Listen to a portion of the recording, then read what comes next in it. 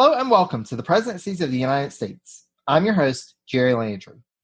As those of you who have been following the podcast know, we are wrapping up our series on the presidency of John Adams. And as a final send-off to Mr. Adams, I asked for your questions about anything about his life or his career that we didn't get a chance to touch on or that we didn't get a chance to cover in depth in the podcast. I got some great questions, so let's launch right in. The first question actually comes from a fellow podcast. The History of the Netherlands wanted to know more about Adams's tenure as U.S. Minister to the Netherlands, which we discussed in episode 2.02. But again, this is one of those areas that we only were able to touch on briefly. So John's interactions with the Netherlands actually began during his tenure as minister to seek a treaty with Great Britain in 1780. So in 1780, there really wasn't much for John to do because the British were not at the point where they wanted to come to the negotiating table. So John, on his own initiative, traveled to Amsterdam to try to secure a loan for the U.S. from Dutch bankers. So he really didn't have any authority to do so at the time. So he wrote back and was able to get first a temporary authority, but then later he was named as the official U.S. commissioner to the United Provinces, which is what the Netherlands was known as at the time. So it took John a while for him to actually get a meeting with Dutch officials, as the Dutch government was pursuing a policy of neutrality and was concerned about getting into a conflict with Britain at the time. The British government had issued an order in council which preemptively authorized reprisals against Dutch shipping if the Dutch swayed from their policy of neutrality. However, Adams was able to work with a French national who was also a secret agent for the U.S., Charles W.F. Dumas, to cultivate various influential Dutchmen to try and get them to support the U.S. cause. However, John was frustrated by his lack of progress in 1781, and as the year went on, he ended up falling ill with what we think now was probably either malaria or typhoid fever. But things would change for U.S.-Dutch relations when news arrived of the victory at Yorktown. The French actually helped to provide a little additional persuasion, but finally the Dutch government formally recognized the United States on April 19, 1782, which was the 7th anniversary of the battles of Lexington and Concord. Adams would then negotiate a treaty and a loan, as well as set up the official U.S. Embassy in The Hague. While he would officially remain as minister until 1788, John would actually get called away from the post, first for the negotiations with the British, which resulted in the Treaty of Paris, but then for various other diplomatic endeavors. And ultimately, in 1785, he was named as the first U.S. minister to Great Britain, and so then he would be based out of London for the remainder of his time as a diplomat in Europe. However, he did travel back to The Hague in 1783 to work on increasing some trade opportunities between the U.S. and the United Provinces, as well as to do some more work with loans for the U.S. However, I did want to include this quote from John Ferling's John Adams: A Life, which kind of helps us to understand how Adams perceived the Netherlands and the Dutch people during his tenure. So Ferling wrote as, quote, "He immediately took a fancy to the place. He found the inhabitants frugal and serious, much like the natives of New England. He also discovered that a small convivial band of Americans resided in the city of Amsterdam, mostly businessmen who had come to the city in search of commerce, a tiny community within which he could relax, converse, and entertain. With its coursing canals and old-world architecture, Amsterdam was a beautiful city, although its frequently damp, gloomy weather caused him some discomfort. After a few months, he admitted that he found it preferable to Paris or even to Philadelphia." So he really did take a liking to the Dutch people, and he was able to accomplish much that served the interest of the United States during this time in his post. So it's considered one of the big successes in his diplomatic career and in his professional career. So our next question comes from Saeed. His question was, who understood the Middle East better? Now, I'm assuming that he meant between Washington, Adams, and Jefferson. So out of those three, one that we can eliminate from the running at the beginning is Washington. the information that Washington had about the situation in the Middle East was all second and third hand knowledge. Washington himself never traveled beyond what became the United States. Adams and Jefferson, however, had spent a good amount of time in Europe during their diplomatic careers, and so they had been involved during that time in directing negotiations with the semi-autonomous governments of North Africa dubbed the Barbary States. After independence, American merchants who had lost the protection of the British Navy in the Mediterranean that they had previously enjoyed began to be targeted by ships based out of and operating either with the tactic or direct approval of the North African governments. The raids picked up in earnest in 1784 and 1785, so Adams and Jefferson worked to intervene to do what they could from their respective diplomatic posts. However, without a strong navy to provide protection, there was little that could be done except to give in to the demands of the North African governments. Thus, in early 1787, they successfully concluded a treaty with Morocco to pay the bribes requested in order to ensure that American ships were protected. In the course of the Washington presidency, agreements would be reached with all of the other powers in the region, with tributes being paid to all. Out of all the three, so going back to Washington, Adams, and Jefferson, it seems that Adams had a better grasp of the situation, though Jefferson would be the one to deal with it most directly. So to Jefferson, the situation in the Mediterranean was a quote-unquote sideshow to other foreign relations, most notably those with Britain and France. To Adams, though, he recognized throughout his public career the importance of a strong navy in order to secure American commerce abroad, not just in the Atlantic, but also the Caribbean and the Mediterranean. But does this mean that he actually understood the culture? During the negotiations, while he was a minister in Europe, in February 1786, Adams would meet directly with an ambassador from Tripoli, Abdurrahman. And Adams's letter to Jefferson of February 17th, describing the encounter, is worth reading for the cultural exchange. I'll actually post a link to it for the source notes for this episode.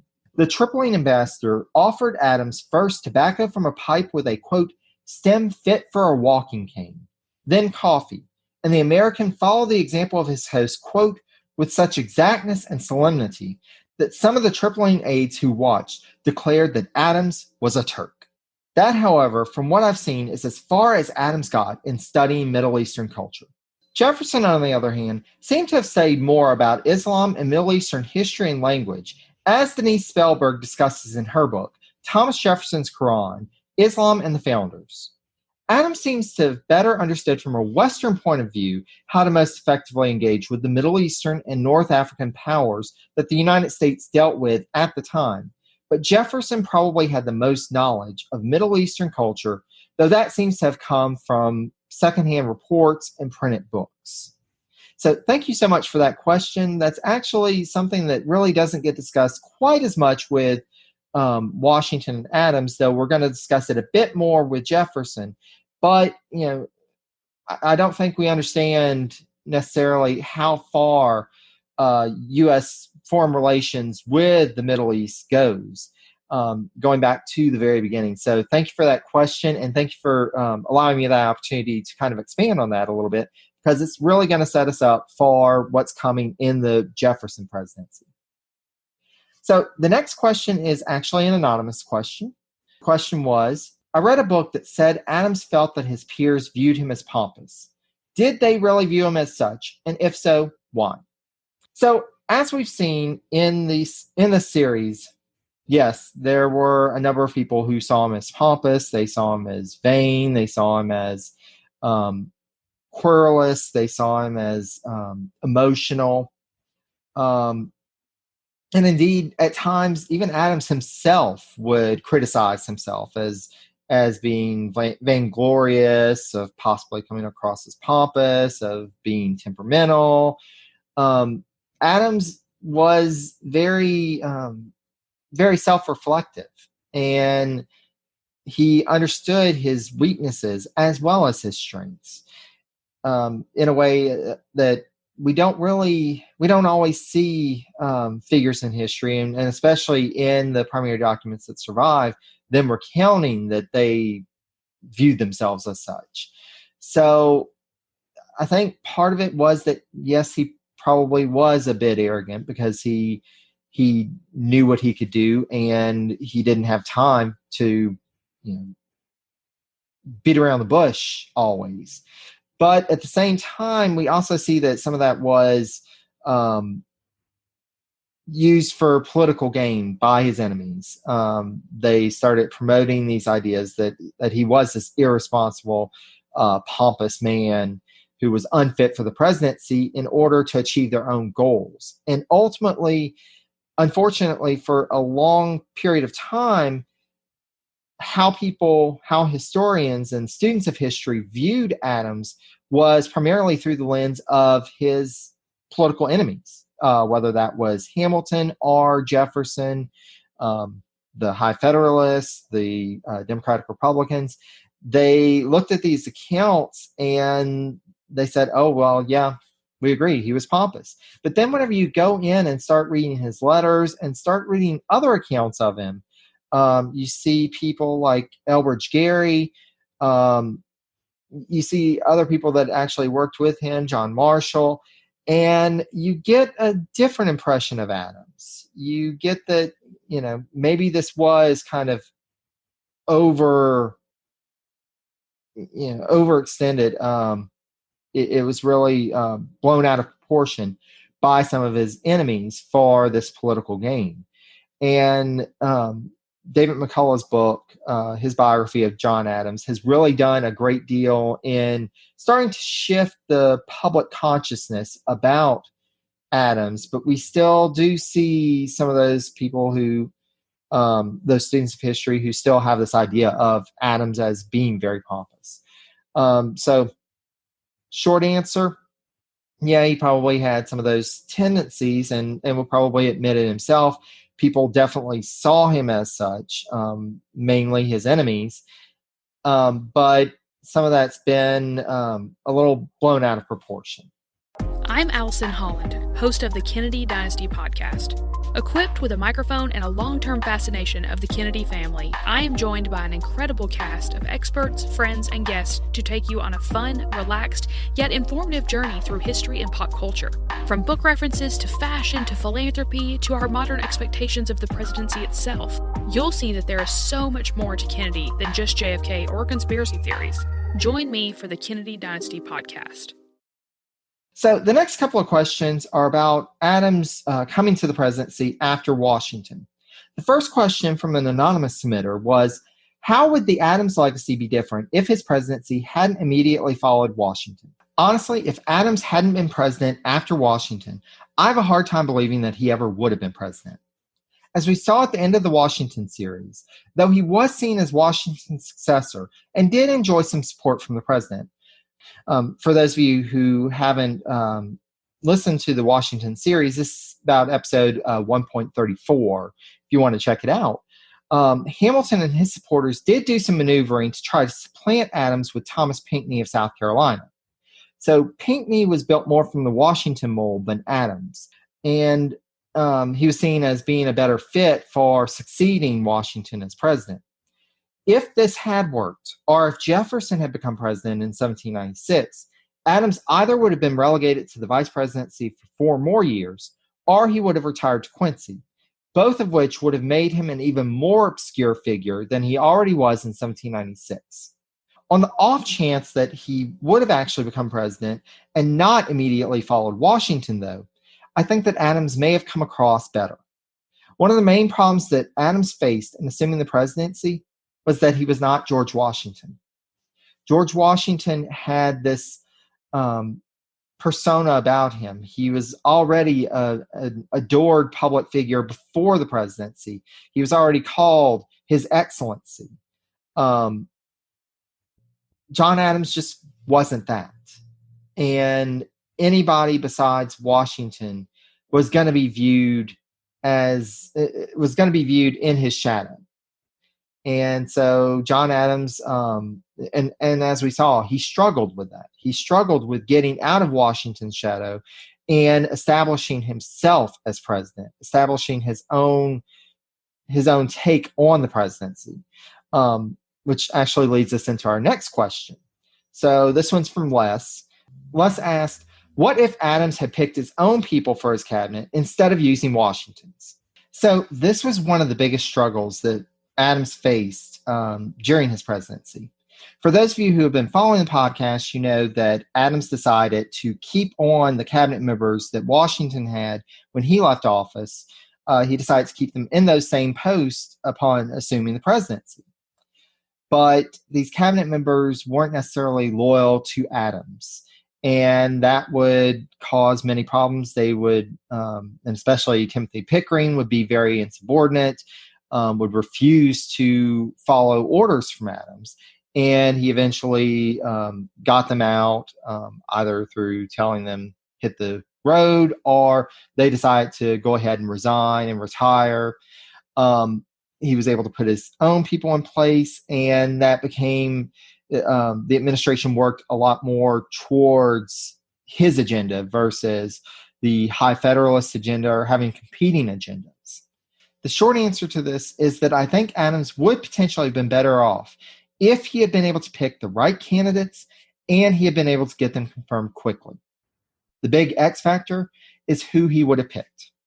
Since we don't have any primary sources, at least from those that I've encountered, to indicate that he ever considered the possibility in 1796 or 1797, he could have either picked a candidate that did a poor job or that was rather controversial to get confirmed. So with this controversy, and that is one of the reasons why Adams decided to keep on Washington's cabinet, he felt that the Federalists would object to him basically saying that Washington's choices weren't good enough, and these were also people who were well placed within the party apparatus. They were well known. They had their own connections, so he was worried about the firestorm that would start from letting them go. And considering that we do know that Adams considered sending Jefferson or Madison to France as a peace envoy, I'm thinking that it was probably likely that if Adams picked his own people for the cabinet, he would probably have included a Democratic Republican in the mix, and Federalists would have been none too pleased about that. Personally, in terms of his concern about party members being upset about him ousting Washington's people, I think that he probably overestimated that. The only one that I think that could have caused him trouble, besides Pickering, who would have just thrown a hissy fit, was Oliver Wolcott at Treasury.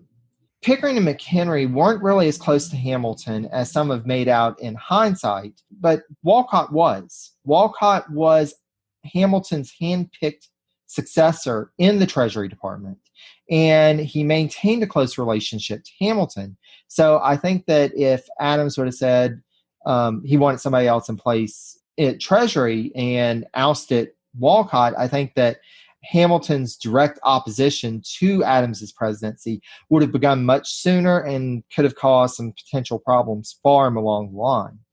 Now, if he had picked people like John Marshall, who became one of the key members of his cabinet, or Benjamin Stoddard, who became Secretary of the Navy, the first Secretary of the Navy, and was the first cabinet member that Adams was able to pick on his own, if he would have been able to pick people who were loyal but also effective like those two, I think that he would have been okay, and they may have served him and his agenda better. What it would have meant for his presidency and whether that would have helped him to escape from Washington's shadow sooner rather than later, we can really only speculate. But I don't think it would have hurt. But on the reverse, if he would have picked people that weren't as effective, it may have been even worse for him. His presidency may have been even less effective than it was. It's all speculation. It's hard to know at this point, but that's my 2 cents on the matter. So the next question comes from James, who asked, what was Adams's policy towards Native Americans? So I kept, during the series, trying to work this into the narrative, but there was never really a good place to work it in, because simply put, Adams's policy was basically a continuation of Washington's policy. But Adams just wasn't quite as focused on what was happening in the West as Washington. In terms of his career, Adams had never really had any experience with Western land purchases like Washington. It just wasn't his forte. So he just kind of left things as it was. And at the time, there really wasn't much happening that drew his attention there. As we saw in the Washington series, what's now described as the Northwest Indian War had concluded with the Treaty of Greenville. And so after that, there was relative quiet in the Western territories. More settlement was happening. Native Americans were starting to move further west. But there really weren't the conflicts that were experienced during the Washington presidency. Now, this is going to change in the Jefferson presidency, as we'll see.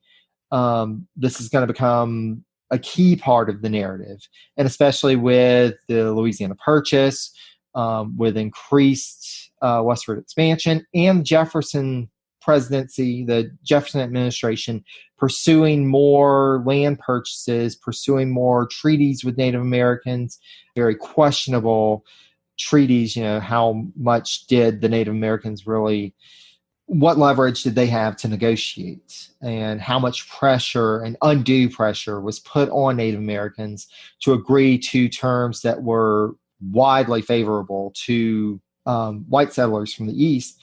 We'll discuss all of that in the Jefferson presidency. But in terms of Adams, like I said, he basically continued on what Washington did, and there just really wasn't that much to talk about.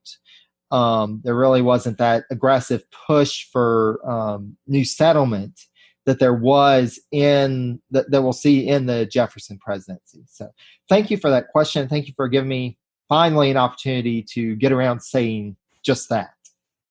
So James also had a couple of questions about Adams's family life. First was, how was John Adams as a father?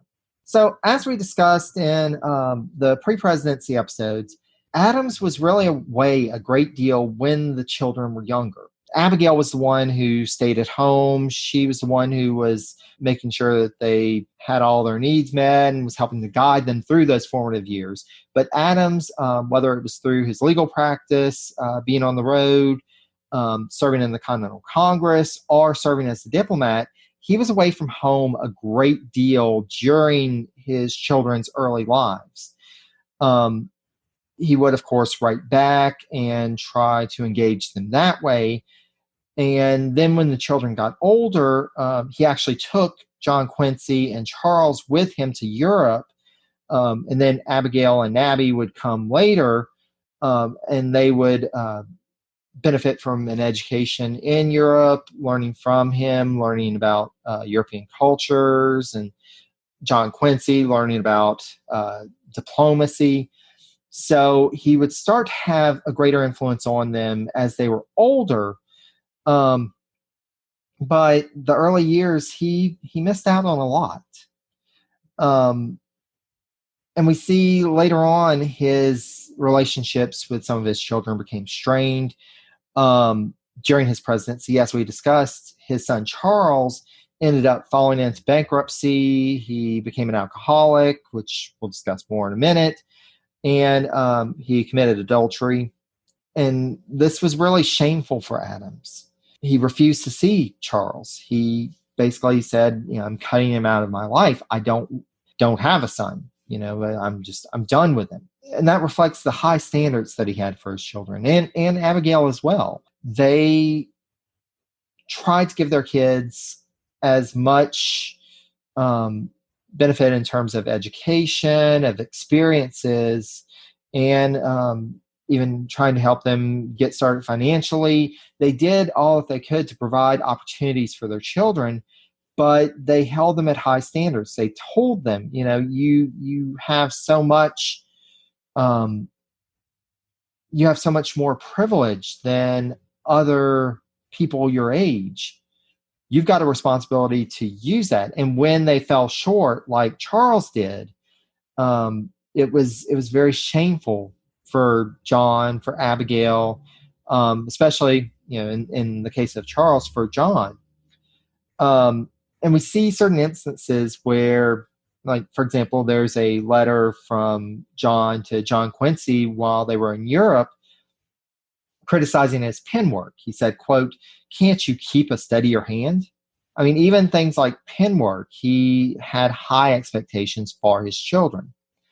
After the presidency, after he went into retirement, he started to grow a bit more mellow, and he really came to enjoy, as we discussed in the post-presidency, he really came to enjoy his family life, and I think in some ways enjoyed a richer relationship with his children and grandchildren and the younger members of the family than he did while he was really pursuing his career.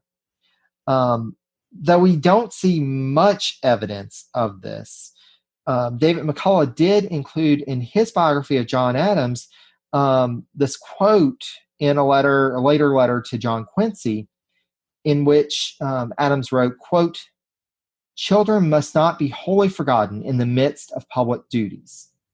And McCullough said that this may be an evidence that John may have felt some guilt about being away from his family for so long when they were growing up, that he may have recognized that he did miss out a lot on his children's lives as they were growing up. He missed those moments that you don't get back in this pursuit of public office, in pursuit of his career, in pursuit of his duties and obligations to the public. He may have felt that maybe he did neglect his duties as a father.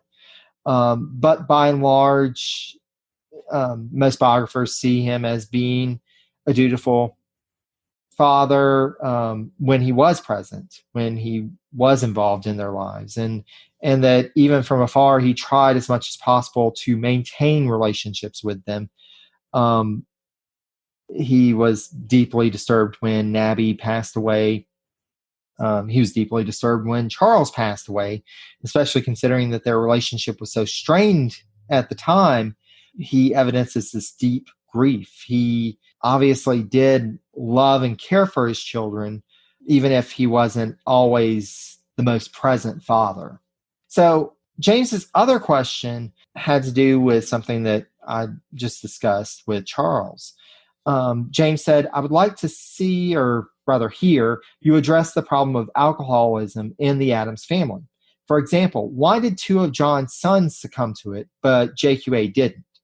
Also, if I remember correctly, two of JQA's sons also suffered from it, but not, of course, Charles Francis." James said that it seems interesting, strange, and of course sad that the problem was so prevalent in the family, but that it seemed to completely bypass certain members. Okay, so let's go into let me give you a little detail about some of the folks that were mentioned. Then let's bring it back around to discussing the actual alcoholism. So Charles we've covered pretty extensively in the podcast, so I'm not going to delve too much into him, but like I said, he did suffer from alcoholism. He got deeply in debt. He gambled. He committed adultery. He ended up falling sick and died at the end of Adams's presidency in 1800 from causes related to alcohol abuse. Thomas, the youngest son, really didn't have any problems until Adams's post-presidency. So in the post-presidency, his legal practice failed, and Thomas came back to help with the management of the farm at Peacefield. During this time, he started drinking heavily and started getting involved in gambling. And he really struggled during this period to support his large family. He and his wife had a large amount of children, and they came with him to Peacefield. And so it ended up that John was supporting Thomas and his family, while Thomas was just going down this spiral. I actually found while researching this in Paul Nagel's book on John Quincy Adams, he noted that Thomas actually disappeared for 5 days after John Quincy confronted him about his struggles, about his alcoholism, about his gambling and all of that, and money problems. Thomas just up and disappeared. Thomas would end up dying in 1832 at the age of 59. And his family would then depend on John Quincy Adams and the inheritance from John Adams that John Quincy managed for them. But, it just because like his family is completely dependent first on his father and then his brother for the remainder of his life and after. So moving on to John Quincy's sons, we actually briefly touched on them during the Adams post-presidency episode, George Washington Adams and John Adams II. Both of them developed an alcohol dependency problem. George, despite being provided numerous supports and opportunities by his father, ultimately failed in his professional endeavors, and he had his fiancée call off their engagement. And after this, he took to, as Paul Nagel described, quote, hiding in his room and claiming to be ill. He was heavily drinking. He just seemed to have some serious issues. When John Quincy, his father, summoned him to Washington as John Quincy was transitioning out of the presidency so that George could help them move back to Quincy, George started leaving notes in which he hinted at suicidal thoughts. And then while he was on a steamboat for the voyage to D.C., he was described by other passengers as, quote, speaking wildly, as if in a paranoid state. Then on April 30th, 1829, he vanished from the boat. And a month later, his body was found in Long Island Sound. So George had just turned 28 when it appears that he committed suicide. George's fiancée, the one who broke off the engagement, would ultimately marry his brother John. But John would follow his brother on the path of alcoholism and would start to suffer some serious health problems from that, just like his uncle Charles had done. John would end up dying at the age of 31 on October 23rd, 1834. To James's point, here we have 4 members of the Adams family that suffered from alcohol abuse and ultimately died, in some cases from direct health issues related to that alcohol abuse. So I'm not going to say that I'm an expert on alcoholism. I've encountered it through my life. I have associates in my day job that work with the substance abuse program at the college I work at. And so I've learned a great deal over the years. But I'm not a medical expert, so please don't take me as such. But I did go to the Mayo Clinic's website to get some information. And again, I'll put a link to that on the source notes page for this episode. Alcoholism has numerous causes. It can be from a family history of drinking, possible genetic predisposition, depression and other mental health problems, as well as social and cultural factors. There are numerous things that go into alcoholism. And we see some of these in these examples from the Adams family. So it certainly seems that Thomas and George had mental health issues. And with mental health issues and depression, we see that in other members of the family, including John and John Quincy. So that's possibly another genetic predisposition that goes into this overall issue and this overall question. But just as with anything with genetics, just because a certain gene or trait is present in the family lineage doesn't necessarily mean that it's a dominant gene in all the members of that lineage. So it could be that these 4 were more genetically predisposed to alcoholism. It could be that certain other factors worked in, that they just got involved in society and cultural, the society and culture of drinking at the time, which, as some scholars have done work on, it was pretty extensive. It was pretty prevalent. It could be that all of these things factored in. It could be that they suffered from depression, which contributed to this. So many different factors that just ultimately led them down this path, and that they ultimately couldn't escape from. And it's very tragic with John. When Charles passes away, he's devastated. He had done as some other people do with alcoholics in their family, and distanced himself from Charles. And you have to imagine that there was some regret, some questions: what more could I have done? And likewise, you see this with John Quincy, when first his brother and then his two sons pass away from the same causes. His brother Thomas, John was deceased by that point that Thomas passed away, but John Quincy had to deal with that, as well as the death of his sons. And again, you see John Quincy questioning in primary sources that we have, what more could I have done? How could I have helped them anymore? And he tried, but at the time, and even nowadays, alcoholism isn't understood as the mental illness that it is. It isn't as well understood. It's seen as, by some people, as more of a personal fault. And people aren't necessarily connected with resources that they need in order to be able to escape that. And it's, we still see some of these same tragedies today. At the time, there weren't the resources. There weren't supports for people with alcoholism. It was really handled more by families. And some cases it may have worked, but as we see in these instances, it didn't. Just as a public service announcement, I'm going to provide a list of resources on the source notes page for this episode if you or anyone else is suffering from alcoholism. If you need help, there is help there, whether it's for you or for a family member, or you to be able to help you to support a family member. There are supports there. You are not alone. You can find a way through this. Please feel free to share these resources and this information.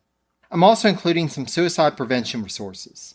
This is something that I've unfortunately had personal encounters with loved ones and family members. Again, there's help out there if you or someone you know is contemplating suicide. Again, you're not alone. Again, please feel free to share these resources. Let's help to get people the help that they need. Moving on to a less heavy topic. I actually had another anonymous submitter submit the question, what was your favorite food? So I'm assuming that they meant what was Adams's favorite food. In terms of me, it's smoked salmon. So, but for Adams, during his time at Harvard, though other accounts of the food at Harvard was quite negative, Adams actually said that he felt the food there was beneficial to the students, describing it later as, quote, refreshing and salubrious. According to David McCullough, the regular food was, quote, beef, mutton, Indian pudding, salt fish on Saturday, and an ever-abundant supply of hard cider. The next instance that we have that I was able to find about Adams's food habits, on the way to and from the Continental Congress, apparently Adams really enjoyed stopping at taverns on the way. Again, from McCullough, the standard fare at these taverns was, quote, wild goose on a spit, punch, wine, bread and cheese, and apples. He apparently did enjoy the food in France, but was, quote, not so pleased with the food in England when he served as the first U.S. minister to Britain. As he grew older, he switched to more of a diet of, quote, milk and vegetables with very little animal food and still less spirituous liquors. Now, one item that we see as a lifelong staple of his diet was a daily, quote-unquote, gill of hard cider before breakfast. So for those of you who don't know, a gill is apparently a quarter of a pint or half a cup. Finally, I had a question from North on Twitter. North asked, who was more helpful to the United States, John Adams or John Quincy Adams? Really, this is more of a subjective question, and it depends on kind of what you define as helpful. For my part, I think that they both played a key role in the development of the United States and in the development of the U.S. as an independent nation. In some ways, they depended on one another for being able to be a success. In terms of John, he brought John Quincy to Europe. He helped to start to indoctrinate him for diplomatic service. And in turn, with John Quincy established as a diplomat in Europe, he played a key role in providing information to John so that he could be a success in terms of his foreign policy, in particular, working on negotiating with France to end the Quasi-War. John Quincy's insight in that became invaluable to him. But likewise, John Quincy couldn't have gotten his start in diplomacy if not for his father. And he would turn to his father for some advice and kind of bounce off information about what was going on as he developed in his career. He wouldn't always necessarily take his father's advice, but he would at least, get his insight on things. And that really did help. They really had this professional relationship that I think ultimately worked to benefit both. I think that they were both very helpful, very beneficial to U.S. history and to the development of the United States.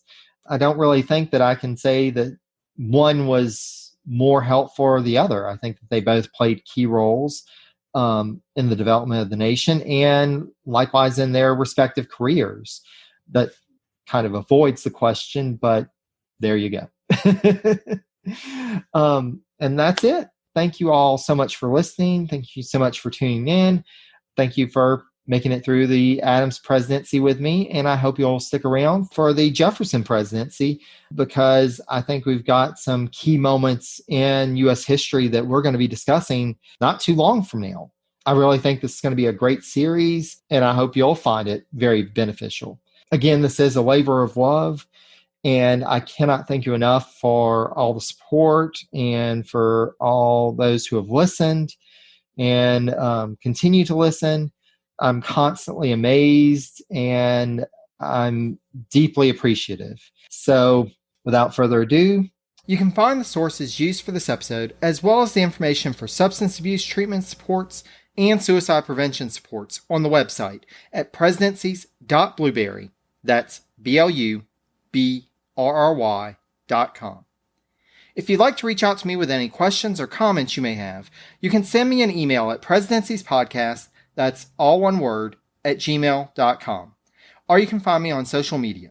I'm available on Facebook at facebook.com/presidencies, on Twitter at presidencies89, and on Instagram at presidenciespodcast, again, all one word.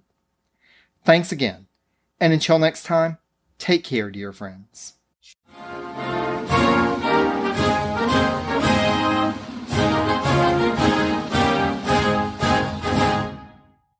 I'm Allison Holland, host of the Kennedy Dynasty Podcast. Equipped with a microphone and a long-term fascination of the Kennedy family, I am joined by an incredible cast of experts, friends, and guests to take you on a fun, relaxed, yet informative journey through history and pop culture. From book references to fashion to philanthropy to our modern expectations of the presidency itself, you'll see that there is so much more to Kennedy than just JFK or conspiracy theories. Join me for the Kennedy Dynasty Podcast.